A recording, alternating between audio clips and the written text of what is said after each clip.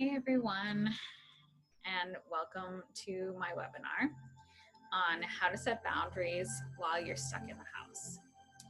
So we're going to start out today with a meditation, and I'd really like you guys to get really comfortable. Let me just get set up here and I will start doing.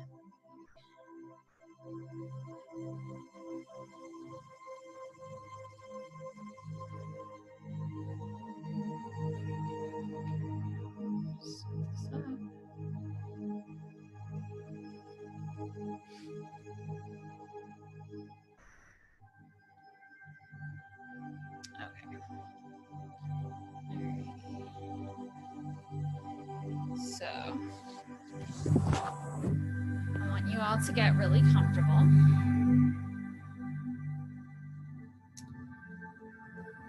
And just settle into your chair.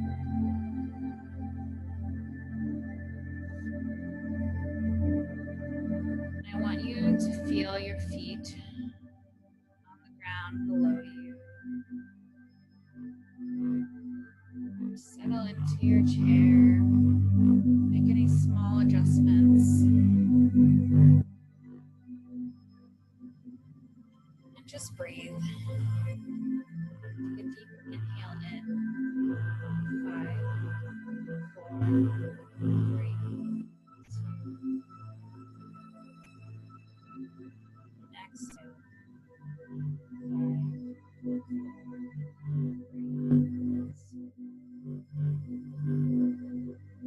3. Take a deep inhale. 5, 4, 3, 2, 1. And a deep exhale for 5, 4, 3, 2.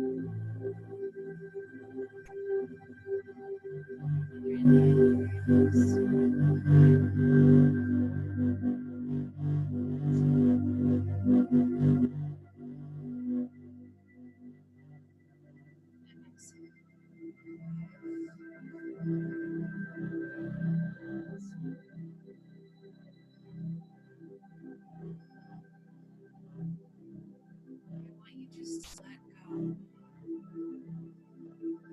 Let go of any tension that feels in your body. Let go of days that this hard. Let go of this week, this past couple months. Everything that has gone on in the past couple months, just let it go, set it aside. Drop into your body. And really be present in your body.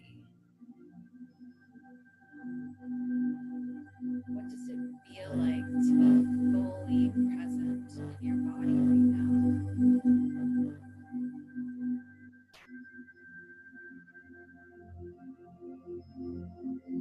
I want you to feel your own energy.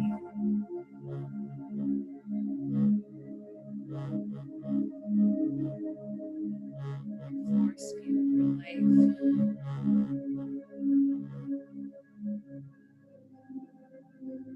What does that feel like to you?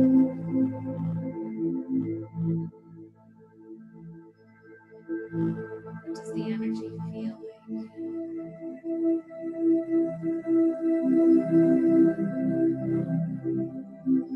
Do you notice anything that is out of alignment with your own energy?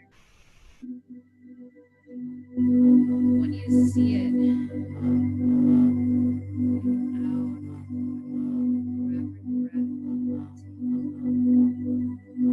inhaling light and love into your body, and exhale all that no longer serves you, all the energy that is not yours. Let it go.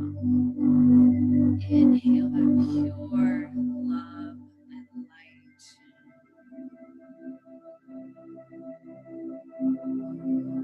Inhale it into your body. See it coming through your crown,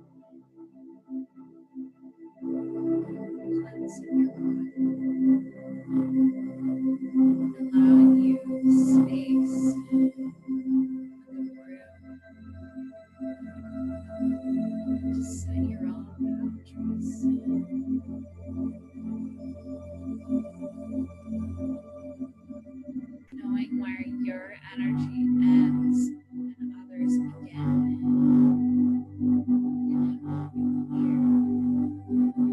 Your energy field and set boundaries.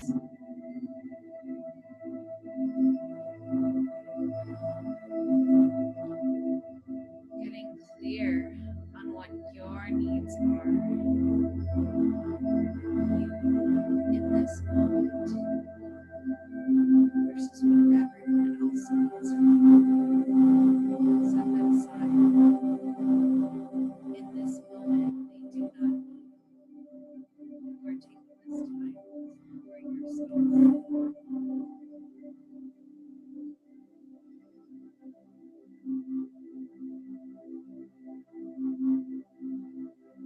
I want you to see your energy field as this bubble around you.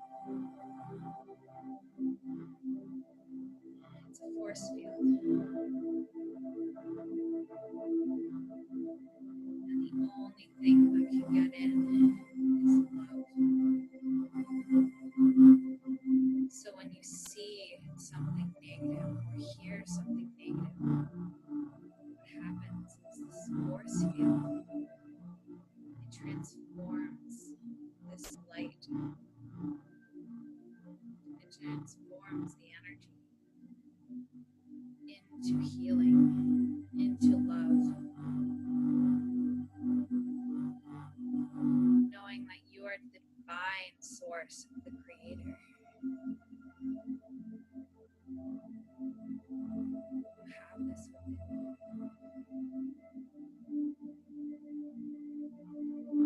And you can create the boundaries within yourself that you need. So whenever negative energy tries to seep in, it is only met with love. The only thing that can penetrate your aura, your force field, your bubble, is love. It transmutes into love.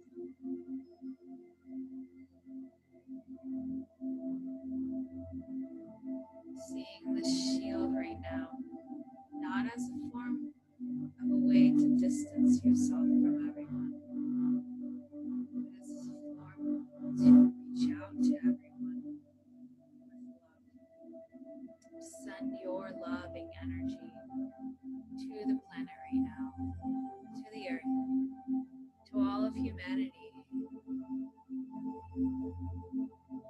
Your love is more powerful than anything right now.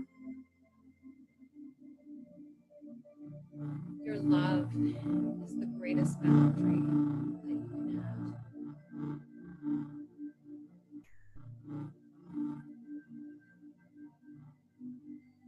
Knowing these boundaries are in place to keep you safe, but to also share. It is not to keep people out.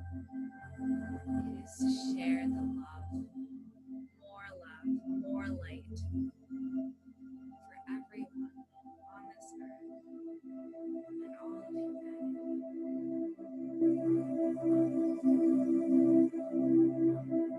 You are so powerful. We may think that we absorb all of the energy around us, when in fact, we can also create this force of love that radiates out to every single person on this planet.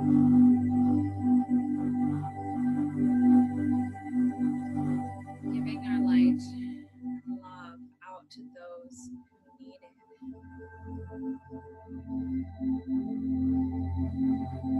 You are more powerful than you believe.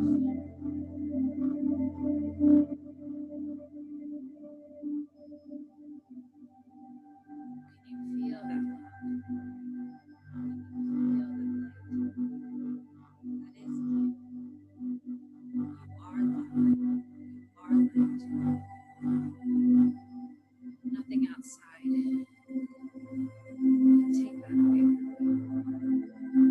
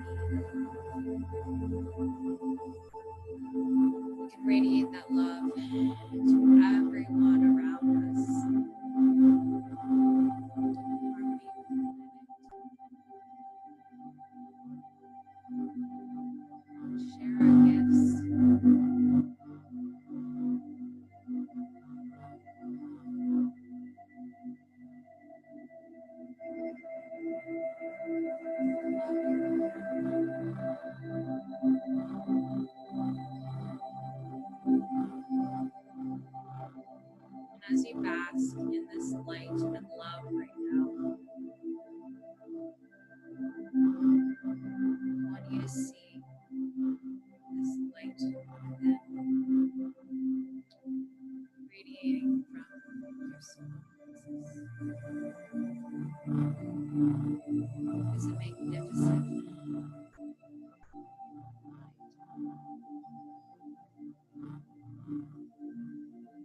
I want you to see that bubble expanding further, reaching your community,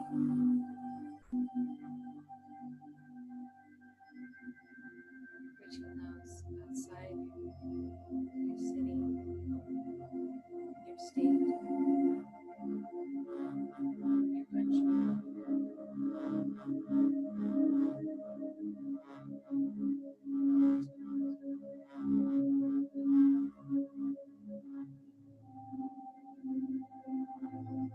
Imagine you are looking down on Earth right now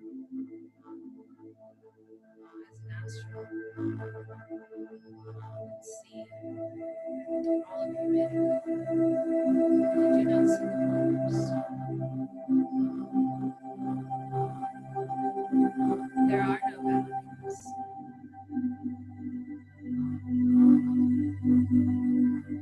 The boundaries you create with others are loving boundaries. The earth needs no boundaries.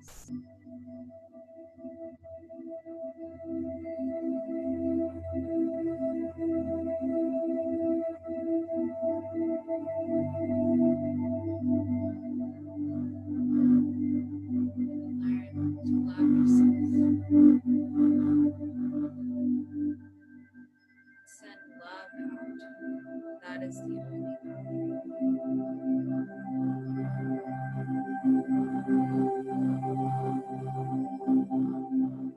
As we start moving back into awareness,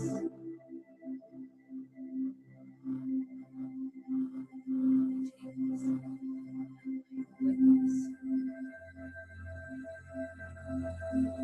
We know we have done some powerful work right now. Start to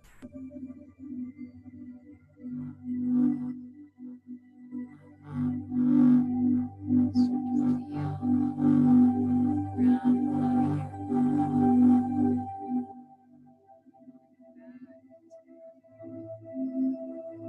Back into the here and now. Feel your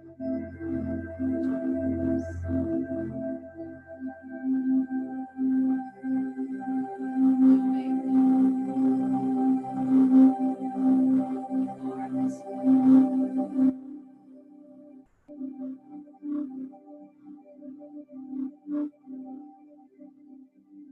When you're ready, so I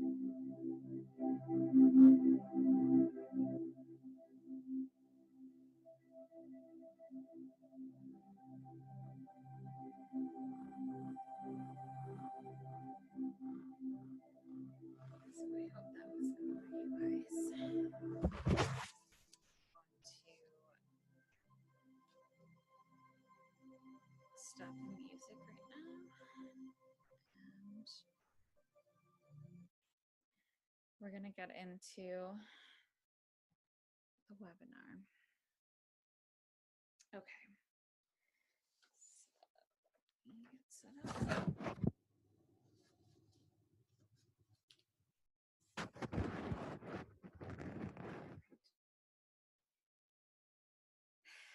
So I hope you guys feel really good after that meditation. I wanted to kind of start out doing a meditation so that you kind of get centered and grounded and feel really in tune when I'm talking to you.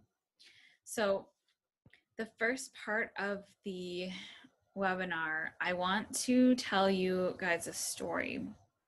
So basically, the story is going to relate to setting boundaries, but I want to tell it in my own kind of way so that you can see the process that I've gone through, and maybe it'll help you. So the beginning might be a little bit jarring, but yeah, I'll just start my story.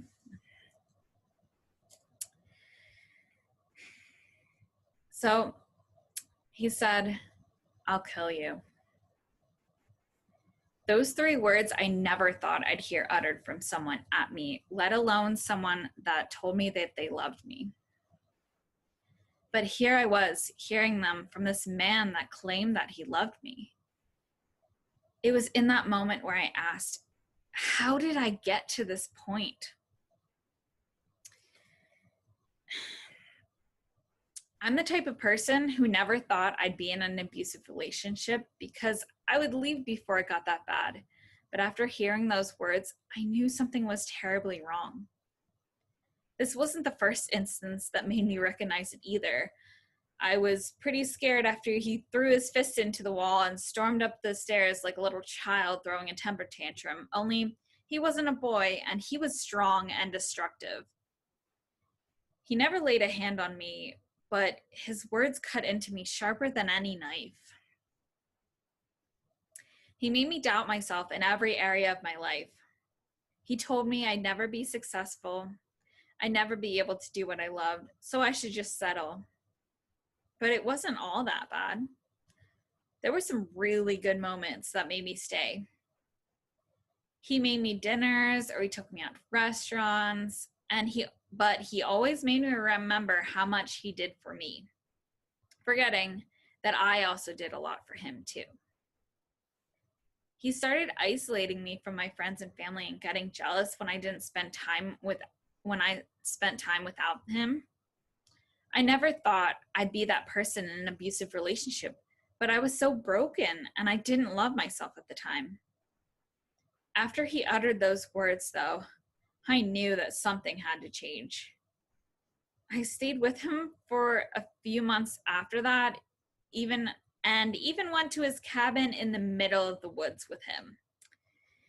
It wasn't my smartest moment, but I'm still alive to tell you right now. It wasn't until after I left him that I started to realize what had happened. The breakup was really rough, but not in a normal breakup way. I was going through withdrawal from a drug, and my drug of choice was relationships. I started seeking spiritual advice and got a deck of oracle cards. But one card I pulled changed my life forever. That card said codependency. At the time, I thought it meant that you had to spend every second with someone, but that's not necessarily true. Codependency is about wanting to fix and heal another person in order to gain love and approval from them. A light bulb went off. For the first time in my life, my relationships with others made so much more sense. I slowly started healing the deep wounds in me that were triggered by others that were taking my energy. I started healing boundaries with other people and learning to stand up for myself and saying no, despite others not liking or approving of me. This is an ongoing process, and it may be a lifetime process, but I'm here to tell you right now that after being in an abusive relationship, it was the only way I could begin to feel better and start loving myself again. I'm here to teach you some techniques to learn to set healthy boundaries. With everything going on in the world, it is the most important time to practice it because you can't escape from the people that you're living with right now. If you don't learn these boundaries, you'll begin to feel depleted and drained by those around you. So it is vital to learn now, to learn these techniques.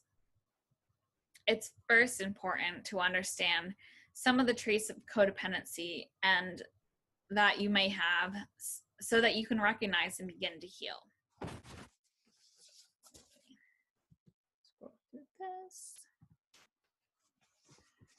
So these are the different traits. These are the different things that I noticed within my partner. And these are the things that I kind of recognized and then got out of. So while I was in it, I didn't notice any of these things: the verbal abuse, the name callings, the shaming, blaming, then the physical aggression, and when he started slamming his fists into the wall, it caused mental and psychological damage. And I was also addicted to relationships. I didn't realize until after I got out of that relationship how addicted I was to relationships and how it made me feel. And codependency. So we'll talk a little bit more about codependency now. So the definition of codependency is a behavioral condition in a relationship where one person enables another person's addiction, poor mental health, immaturity, irresponsibility, or underachievement.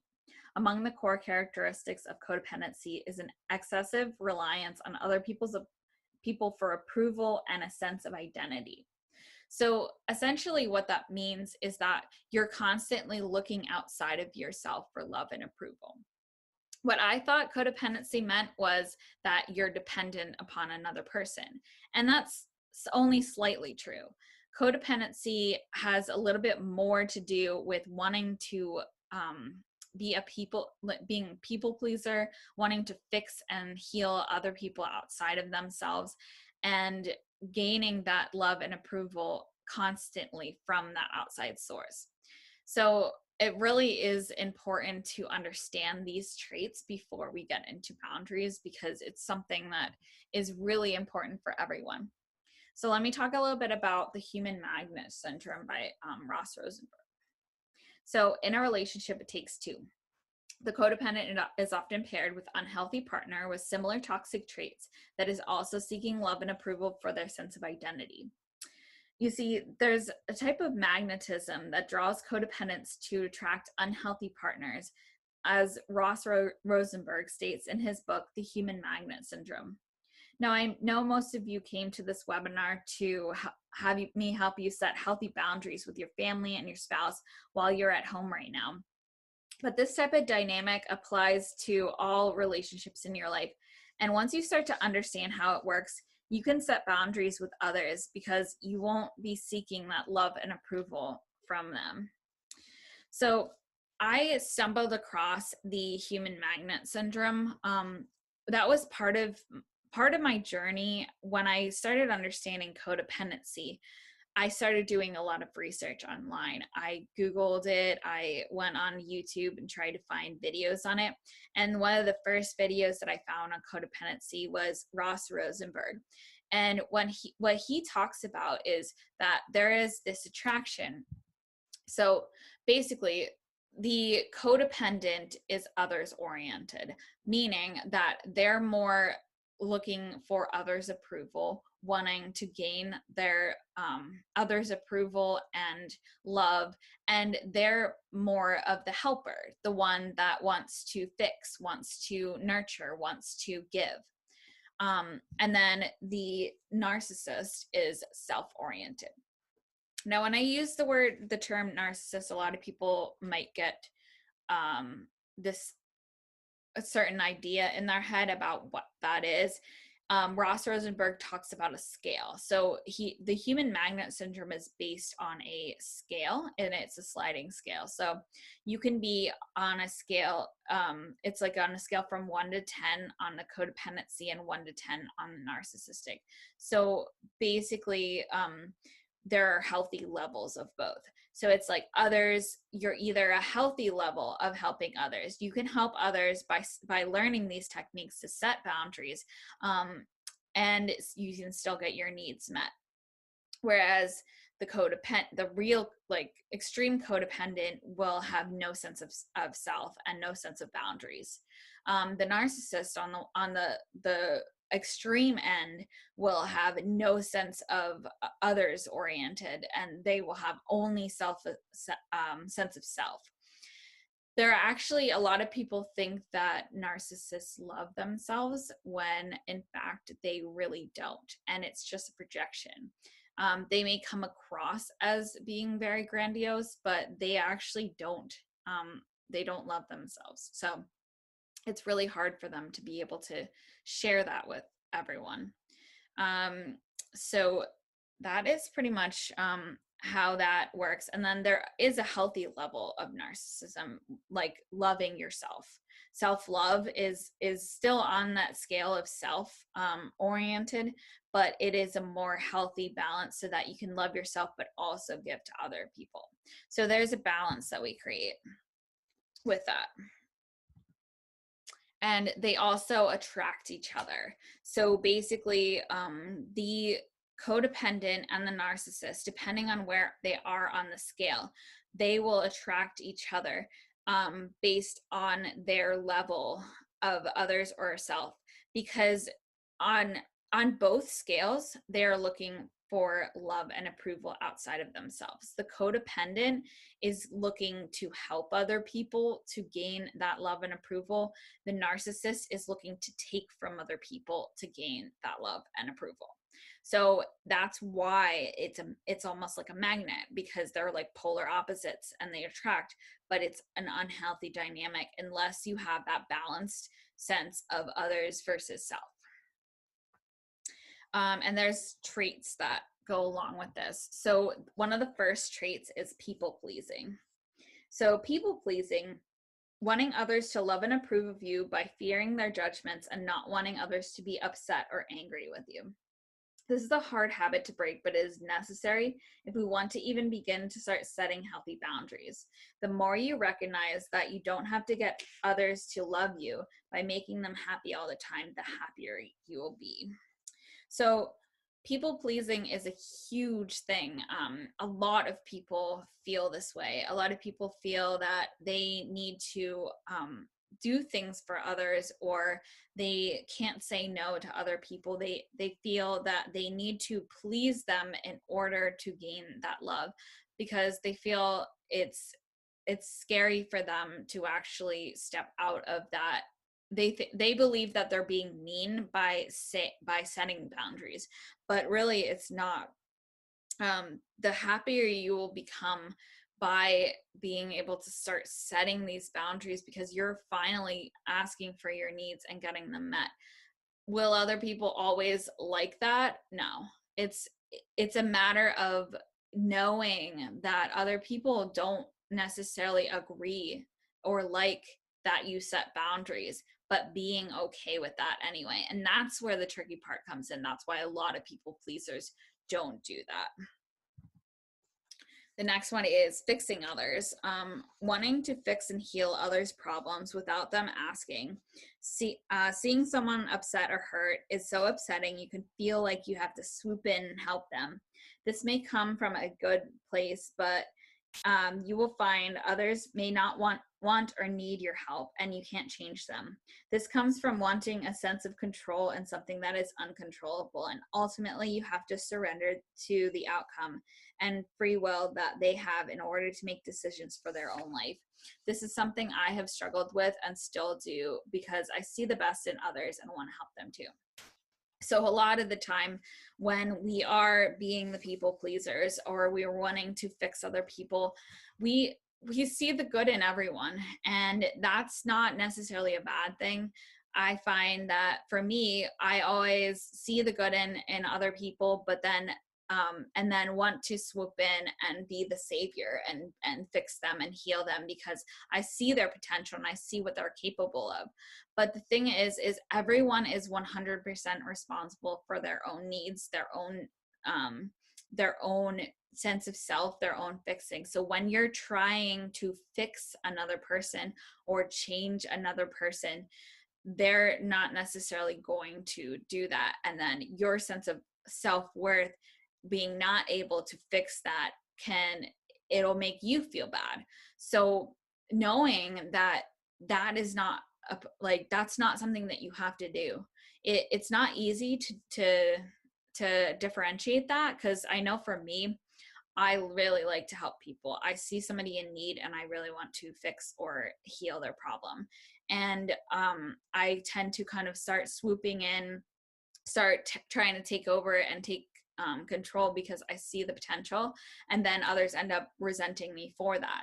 So really it's that balance of learning how to help people when they ask for help, but not trying to fix it if they're not willing to do it. And it's really hard to let go, but you have to. You have to learn to let go of that, because that's not up to you. That's not in your control. And so another trait is not knowing how to say no. This goes along with people pleasing, but it can cause you to be manipulated into doing things you really don't want to do. Learning what you will and won't tolerate, and being able to say no without fear of disapproval from others' anger. This comes from a childhood wound of not being able to say no at a young age and feel compelled to please others in order to gain love and safety. We learn to heal this by practicing it in small steps in life, creating a list of things you want to say no to, and a list of pros and cons of saying no can help you see the worst case scenarios are often not as bad as we think they are.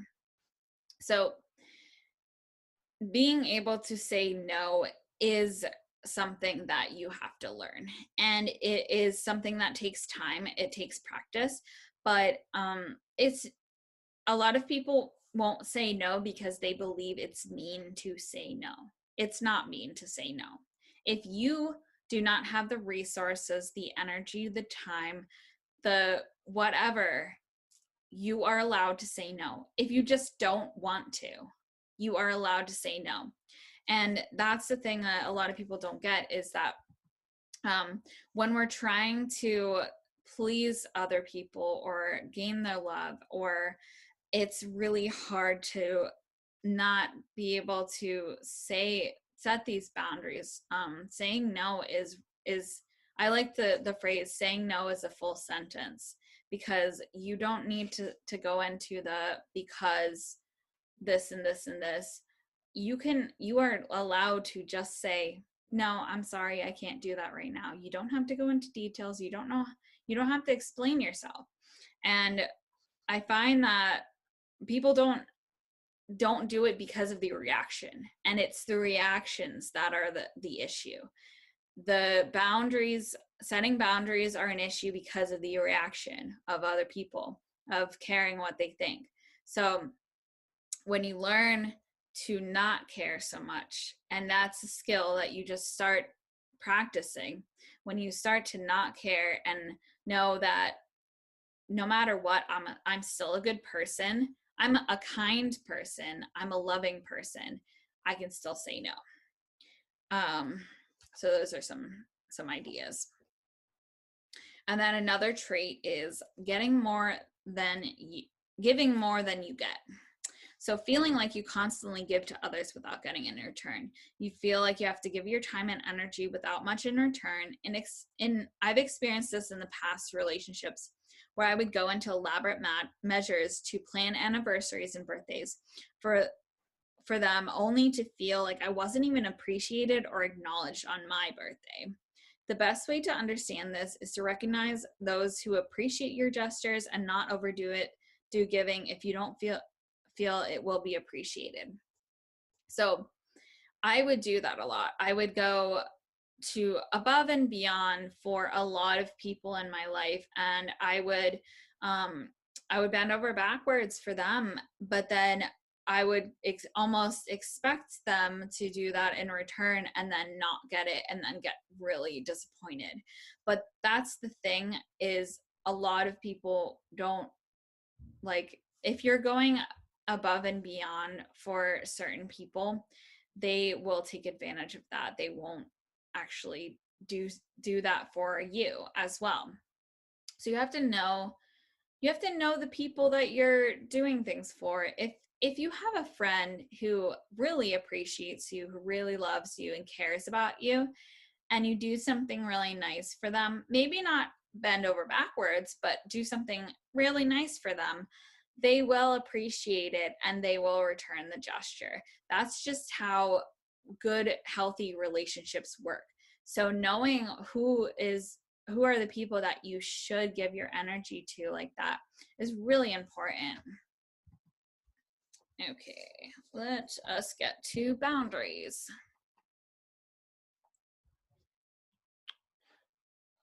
Yes, and then I said codependents often have the hardest time setting healthy boundaries because they feel they are being mean or not being nice to other people. And that's a huge thing, is you have to recognize that it is not mean to set a boundary. It's, you are still a nice person. It just means that other people might not agree with your boundary, and that's okay.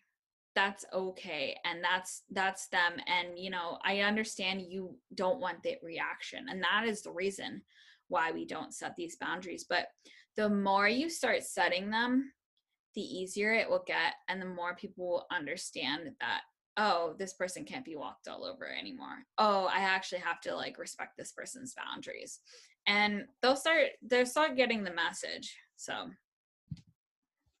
okay, so defining your boundaries. So the first boundary is your personal space. So this one is really important right now. We need to clearly define a personal space, and we need to be alone, and when we need to be alone, and when we need to be around others. So those of you with kids right now, this is especially hard. And although I don't have kids of my own, so I can't tell you how to parent, I can tell you, you will be a much better parent in the long run if you tell your family and your kids you need a break. Creating your own personal space that is only for you in the house right now. Maybe you're in an apartment and the only place is the closet or bathroom, or you can go and shut the door from others. Maybe you have some extra space and you can create a little sitting area with your favorite candles or things that you enjoy that are just for you. Whatever it is, you need to have it, and you need to make it very clear with your family that is that when you are there, it is your time and you cannot be disturbed unless it's an emergency. We need a space to quiet our thoughts, to meditate, to let go of all the stress. You may feel scared to ask for this need, but this isn't selfish right now. It's necessary. So my bedroom is a sanctuary for me. Whenever I need a break from my family, I go up to my room, put on essential oils and my diffuser, and just get away. I love to go out in nature, but if it's not an option for you, you can try to bring nature to you by bringing some plants in the house. Anything that creates that sense of calm that is your own space is necessary right now. So right now, you may feel very overwhelmed, and you may feel like you don't have your own personal space because everyone is in the house right now. But I'm telling you, even if it is a closet, a corner of a room, a chair, you need a space that is your own, that you can either shut the door or close off, or tell your family that you need them to go away for a few minutes, because you need to have your own space for yourself. And this is in order to clear your energy, to be able to center yourself and to ground yourself. And the meditation that I did in the beginning is, I love meditation. It's a tool that I've been using for years. I'm going to teach you a bunch of different techniques, different things that you can use, such as EFT tapping. It's a tool that I've used for years now, and it has significantly helped reduce my stress and anxiety. And it's a really, really good thing to do, especially if you're getting overwhelmed with your family right now. So I'm going to teach you guys an EFT tapping exercise at the end of this video. So stay tuned and I will show you guys that. So personal space. And then the next boundary is, okay, so these are just the tips. So clearly define it if you don't have a ton of space in your house right now. Make it your own with things that comfort you. Using things like pillows or blankets, or even essential oils, candles, flowers, things that bring you joy and bring you a lot of comfort and can really make you feel good in that moment. letting your family and roommates know that when you are in this space, you are not to be disturbed unless it's an emergency. And I said that before, but I think that's a very important one, because I think that a lot of the time we get this space and then we get interruptions, or we allow people to kind of come into our space or come into our boundary. And I'm telling you, when you do this, I understand with kids it's very difficult, but if you can try to allow yourself at least 15 minutes a day in the space to be able to center yourself, you will feel like a different person.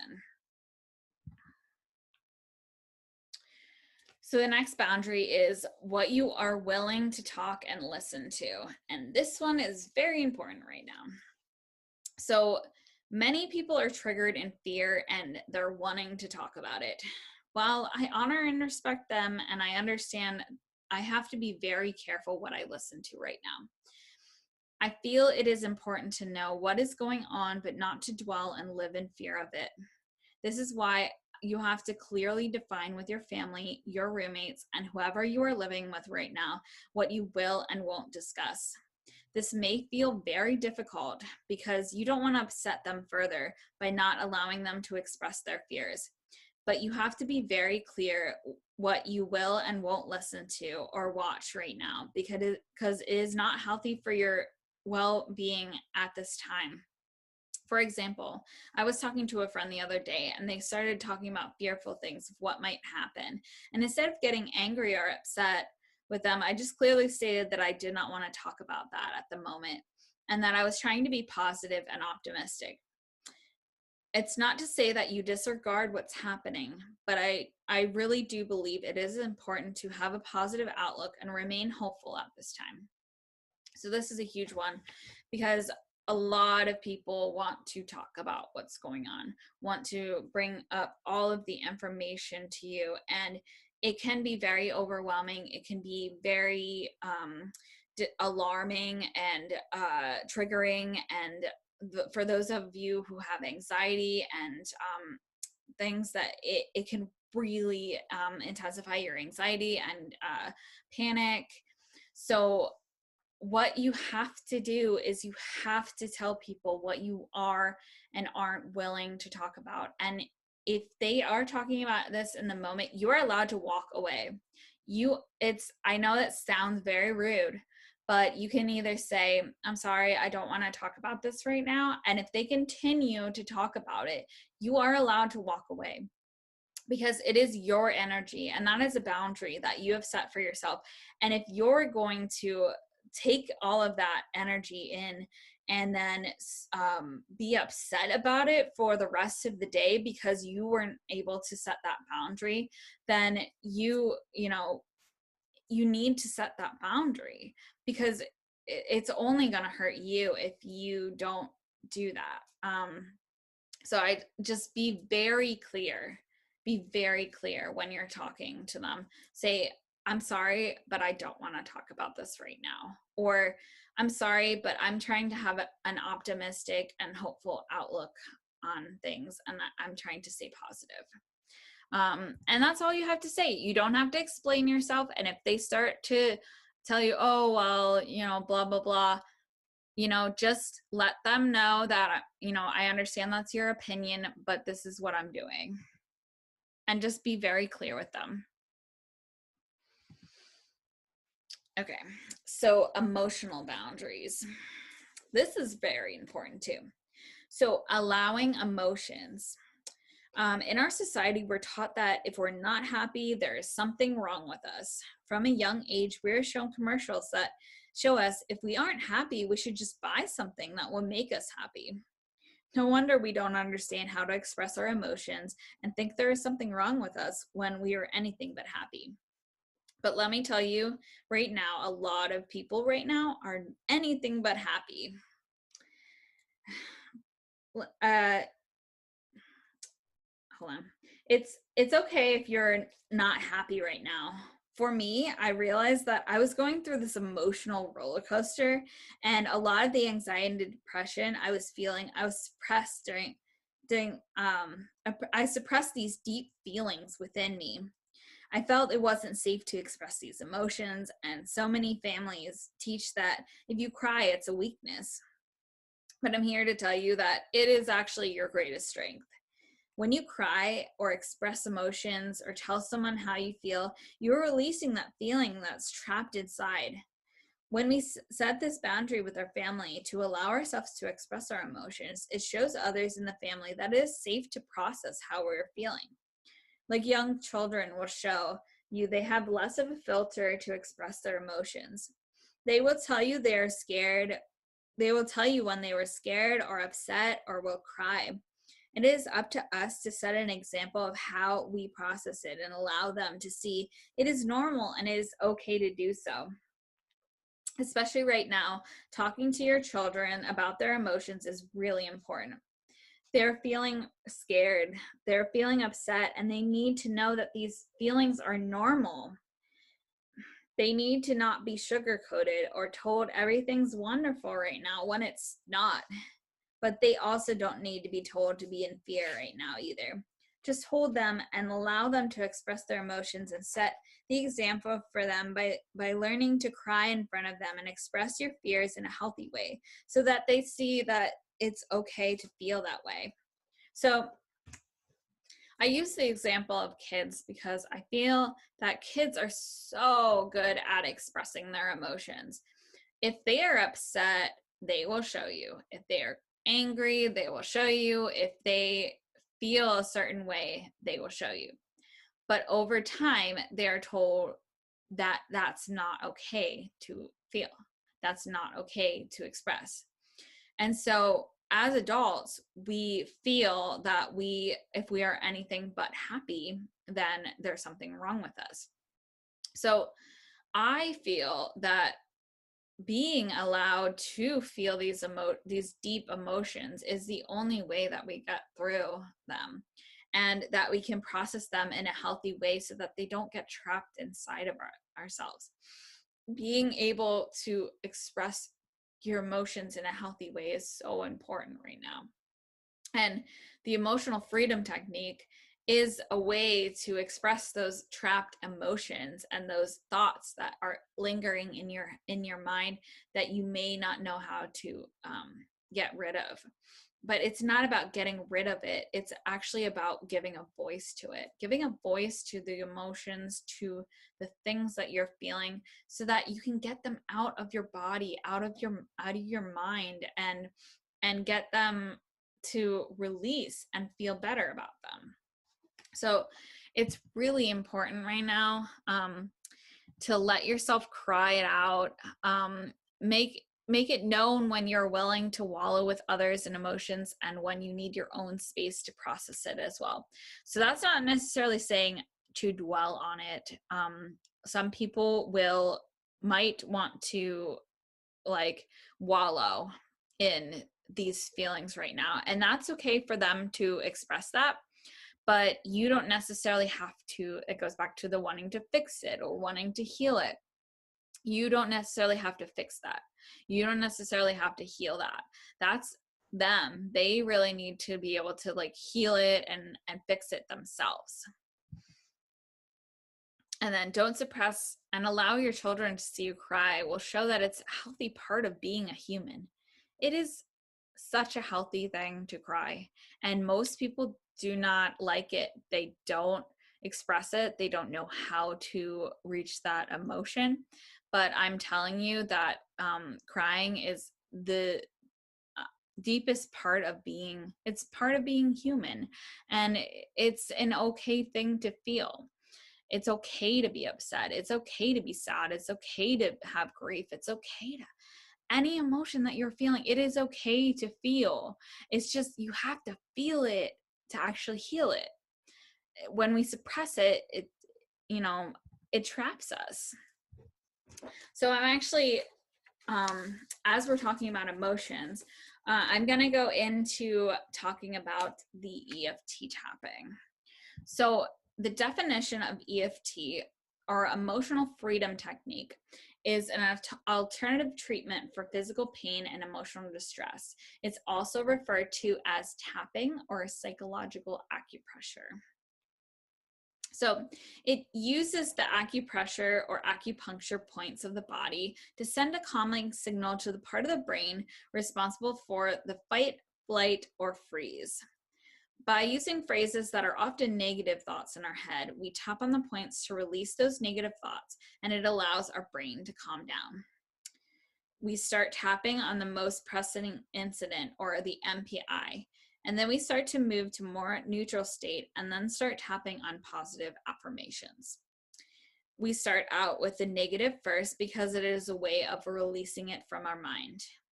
We are already thinking these thoughts. It's just allowing them to have a voice so that we can release them.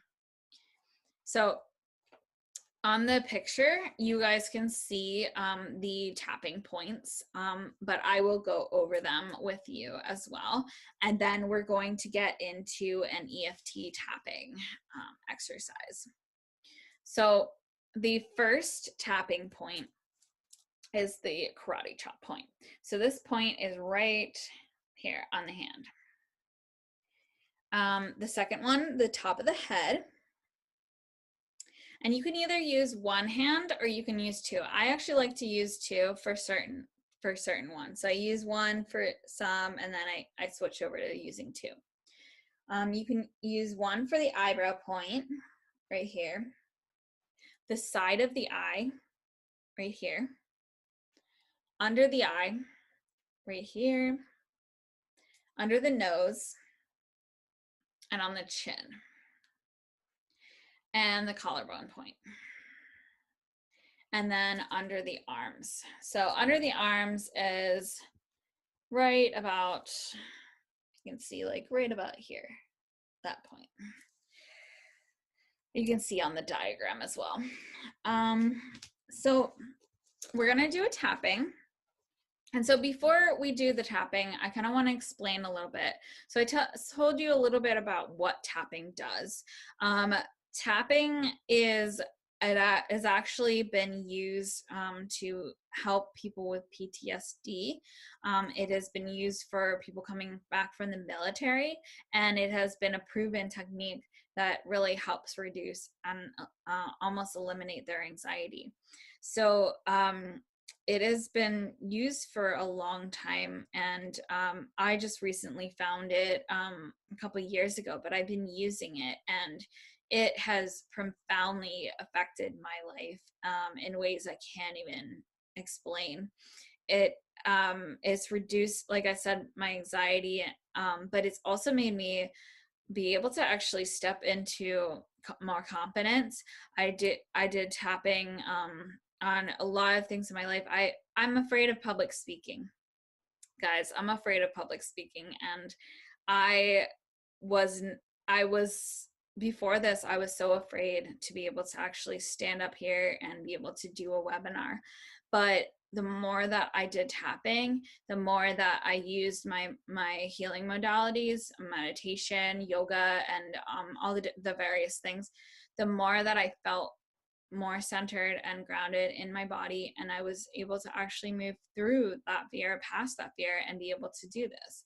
So this is something that I really think is a huge, amazing tool that can get you from a place that you're like not able to do something to a place where you can do something. It's profound. So what we do is we come up with a most pressing incident, or an MPI.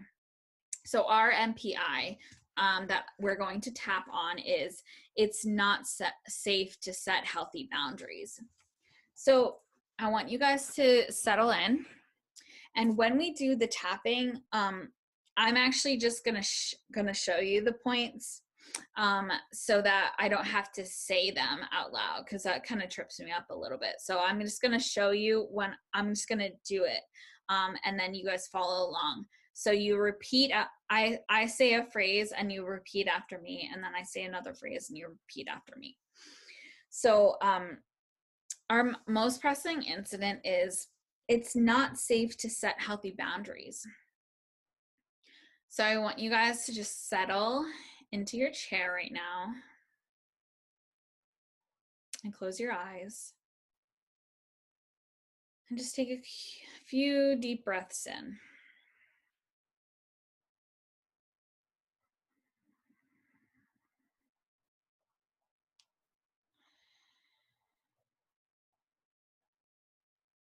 Now I want you just to say that phrase. It's not safe to set healthy boundaries. And what we do is we rate it on a scale from 1 to 10. 1 being not, you're feeling okay with that, and then 10 being, I can't set healthy boundaries. It's impossible for me to set healthy boundaries. So I want you to notice on a scale from 1 to 10, it's not safe to set healthy boundaries.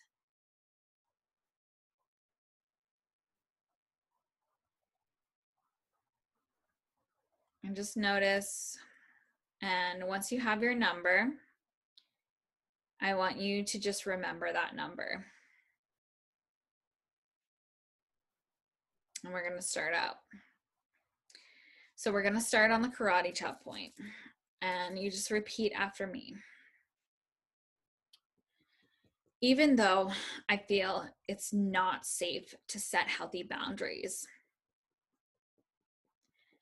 I completely love and accept myself. Even though I don't feel like it's safe to set healthy boundaries, I completely love and accept myself.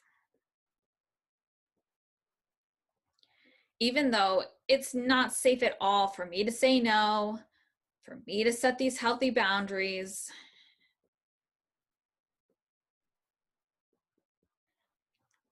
I completely love and accept myself. And we're going to start on the top of the head. I don't feel like it's safe. If I set these boundaries, people are going to be mad at me. They're going to be really mad if I start standing up for myself. It's not safe for me to set these boundaries. There's no way that I'm ever going to feel comfortable setting these boundaries. Why would I even try to set boundaries? People won't get it. I'm just going to be stuck with these patterns forever because I cannot set these healthy boundaries.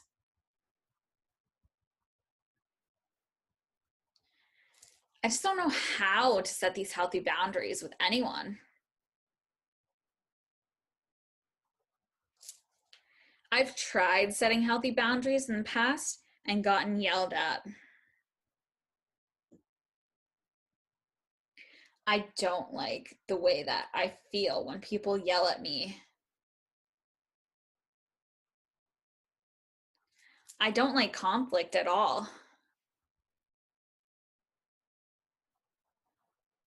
So I'm just going to stay stuck and never set a boundary.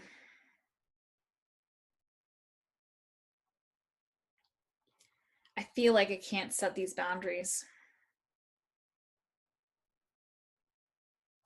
Everyone's going to hate me if I set these boundaries.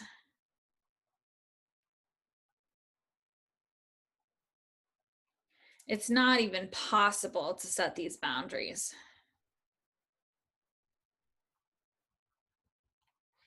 How can I start setting boundaries when I'm trapped in the house right now? I just feel so stuck right now. I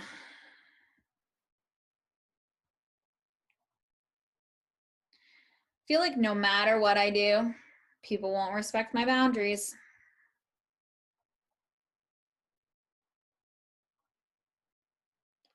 I hate being stuck in the house right now.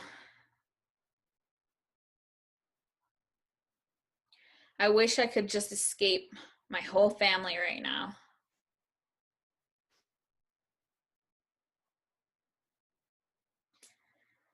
I wish I didn't have to be confronted with boundaries right now. But I'm not going to feel good until I start setting these boundaries. There's nowhere for me to go.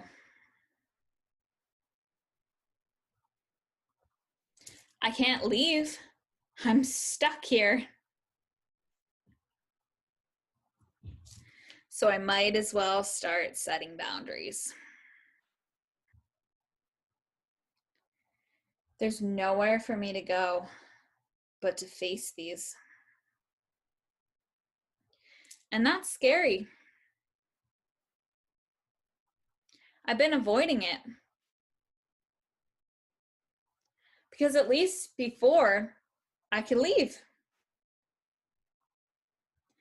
If I didn't want to set a boundary, I could just leave. I could just go somewhere else and then I didn't have to set that boundary.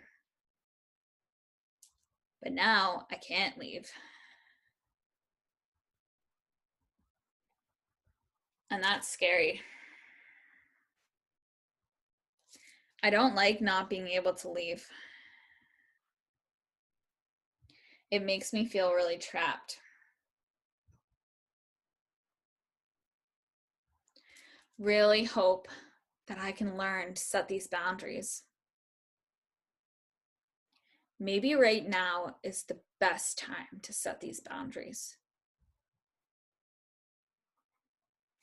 Maybe I can start feeling a little bit better about setting these boundaries. Maybe if I ease into it, starting small, I can start setting some tiny boundaries with my family. That'll make me feel a lot better. Setting boundaries isn't about being mean. It's about me feeling better. And when I feel better, I can give from my overflowing cup.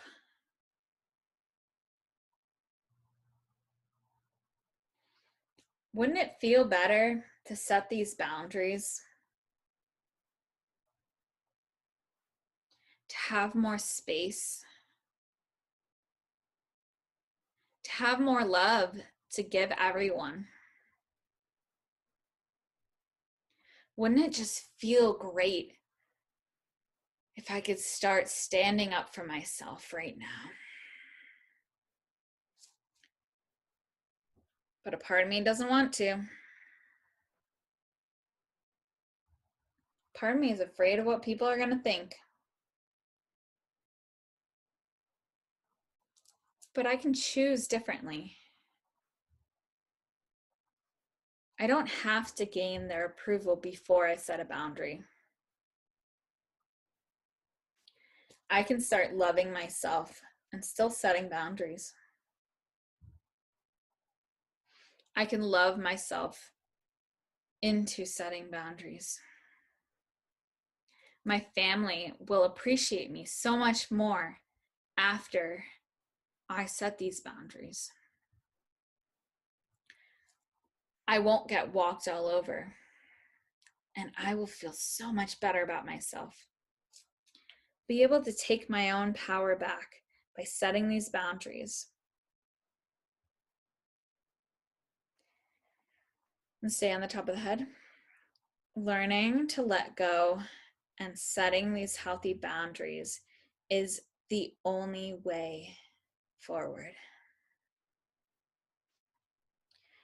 I can let go and set healthy boundaries now to give myself more space and room to grow. Take a deep breath in. And breathe out.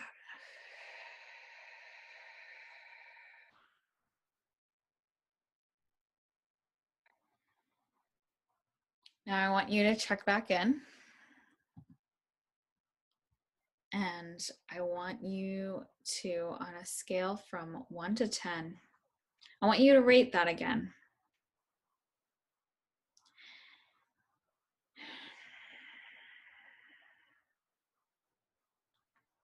I want you to rate the most pressing incident. It's not safe to set healthy boundaries. How true does that feel for you now? Do you feel better? Do you feel like you have a little bit more space now?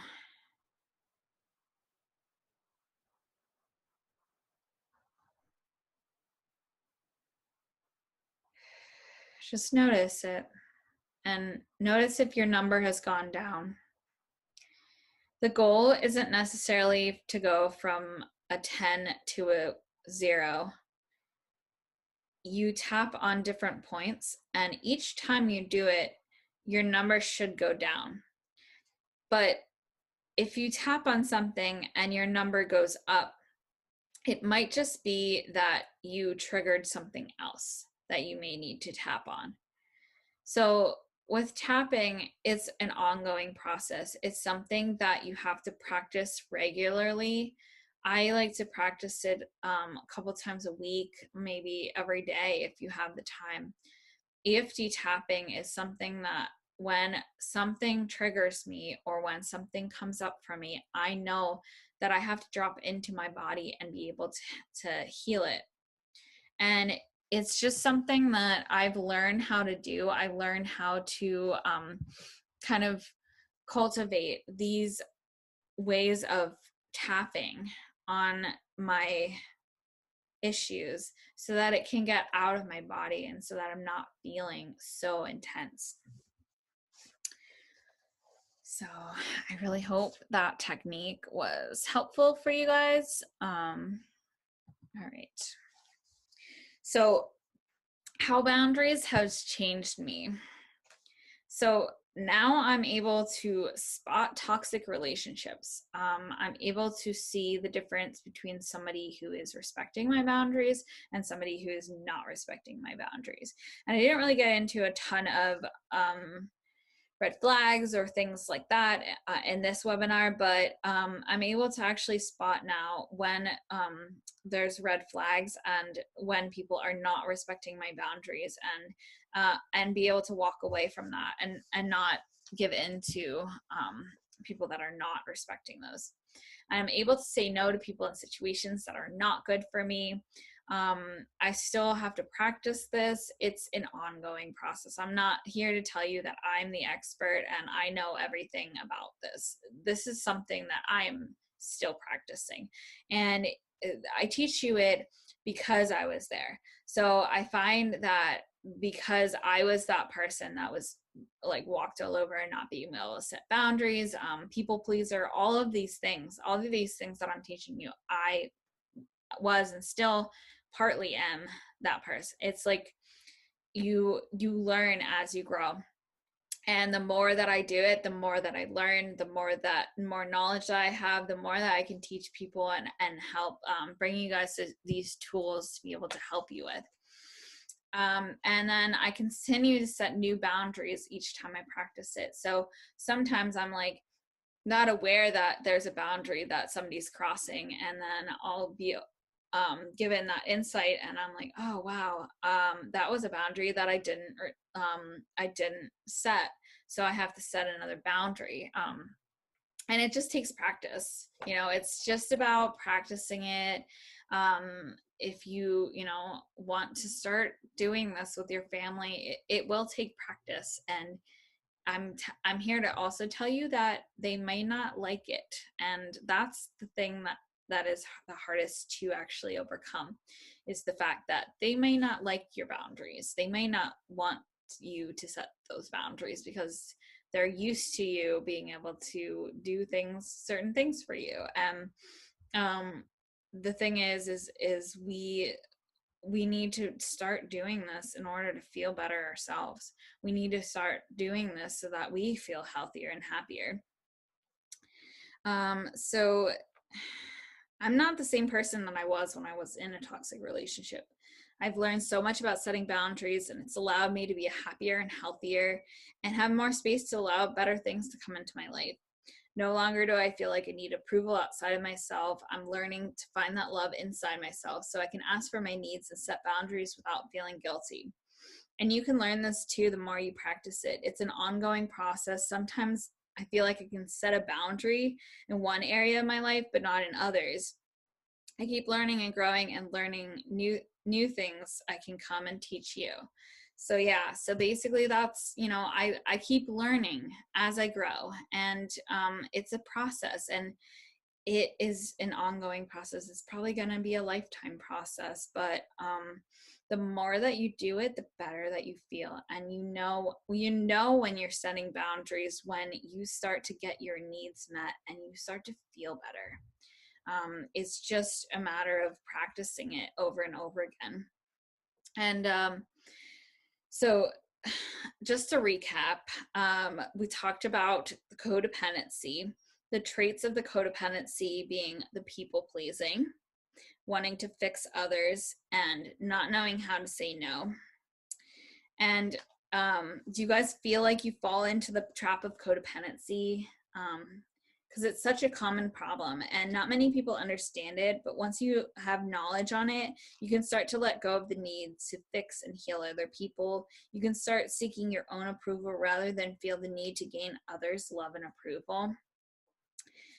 We talked about defining your boundaries. One of your boundaries being your personal space, what you will and won't talk about, allowing emotions, allowing yourself to cry, allowing yourself to feel these things. So I want to tell you guys a story before we wrap up here. So I want to tell you guys a story about alchemy. And if you guys know what the word alchemy means, it's basically a transformation, turning something into something else. So it's used as turning something into gold. But I like to think of it as turning your greatest pain into your life purpose. And so why am I teaching you a workshop on setting boundaries and standing up for yourself when I still struggle with it? Because I've learned the tools to be able to heal it, and I've been where you are. Sometimes our greatest struggles become our greatest transformations. Life is not easy, and we will all face struggle and hardship at some point in our lives. You can't change the circumstances, but you can change what you do about it. Years ago, if I had chosen to stay in one of those unhealthy relationships or gotten out and chose to be the victim, I don't know where I would be today. We are all facing great challenges in our lives right now, and so many of us are wanting and wishing the outside world to be different. We can't change the outside world, though. The only thing you can do is change inside you. Setting healthy boundaries is more than just saying no. It is about setting yourself free from feeling stuck, from being the victim, from being unhappy in your life. You have a choice right now, and you can choose to be unhappy with the circumstances we are all dealing with right now, or you can choose to change your attitude about it. We get to make a choice every day what we want to experience and feel. By following these steps, you are really you're starting to rewire your brain to seek more joy. Life may give you struggles, but it's the ones that choose to keep coming back to create new patterns that will not only survive and thrive. They will not only survive, but they will thrive. Healthy boundaries are about taking your power back and getting your needs met in a way that is beneficial to everyone around. It's not selfish to set these boundaries. It's necessary if we're going to be able to communicate with our family and friends in a healthy way. So if you guys enjoyed this webinar, know that I go more in depth with my private one-on-one coaching. And I start out by assessing your individual needs, your individual issues surrounding setting boundaries and assertiveness. We come up with a step-by-step coaching plan to help you reach these goals. Each week and we set weekly goals for you to practice concerning setting boundaries, recognizing red flags, and healing from codependency. I help you uncover the hidden wounds through EFT tapping that are causing you to keep repeating patterns in your life. I suggest videos to watch and give you the tools to practice and strategize to practice throughout the week to help you move forward. So basically what I do in my coaching is I do a step-by-step process that helps you learn to set these healthy boundaries. So in the beginning, what we're going to do is we're going to work on figuring out the core issues, the wounds, the reasons why you're having issues setting these healthy boundaries. Where I'm going to have you talk a little bit about your story. I have you fill out this worksheet on coaching goals. So we go through this worksheet knowing where you are with being able to stand up for yourself, setting healthy boundaries, and then we go into the step-by-step process on how you can get better at setting those healthy boundaries. And each week I set weekly goals. So it's really about being accountable. So I want you to be accountable for your part in being able to set boundaries and the codependency so that you can learn to start healing yourself from it. And I have you fill out a worksheet every week. It's a session prep form, and you will let me know what you want to talk about in each session and what goals you've worked on. And I give you homework, I give you YouTube videos to watch, different things each week to be able to help you to navigate setting these boundaries. And it's really also about I'm giving you the tools and I'm giving you the things, but it's about you actually going out there and doing it. So when you come back to me, we're going to discuss this, and I'm really an accountability person. I'm somebody that holds you accountable to reaching these goals and somebody you can bounce feedback off of. And I also, I give bi-weekly sessions, but I also give messages over email. You can use text as well to kind of communicate with me. So it's very individual and one-on-one. And I'm offering right now 50% off my coaching. If you're interested, 50% off my coaching now through the end of May. I will give you bi-weekly one-on-one coaching via phone or Zoom, where we can go over your long-term and short-term goals and come up with a custom plan for you. I keep you accountable by creating weekly check-ins to help you move forward with these goals. I do a custom EFT tapping specific to your MPI that will go further in depth than we did today. So what I did today was a generic EFT. What I'll do for you throughout our sessions is I kind of gear it towards what is going on and what I feel intuitively. So I will give you an intuitive EFT tapping based on your most pressing incident, what you're going through at that moment, and help you to kind of navigate that and move through. So this is more of a generic one, whereas this one would be very specific and geared towards you. So if you guys are interested, I'm going to post the link after the video. Click on the link if you're interested and schedule your own free clarity session where we go more in depth on what my coaching provides and see if you're a good fit for coaching. There's no obligation if you decide that coaching isn't right for you. So my clarity sessions are basically just to get a feel for what my coaching offers and to allow you to have a step-by-step process and know what my coaching is about. I let you talk about what your needs are, what you're looking for out of a coach, and I get and assess kind of what I can help you with and what I can provide for you. Now, do you guys have any questions for me?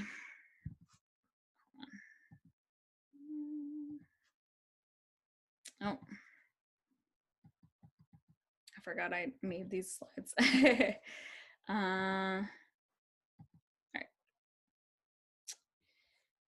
right. Hold on.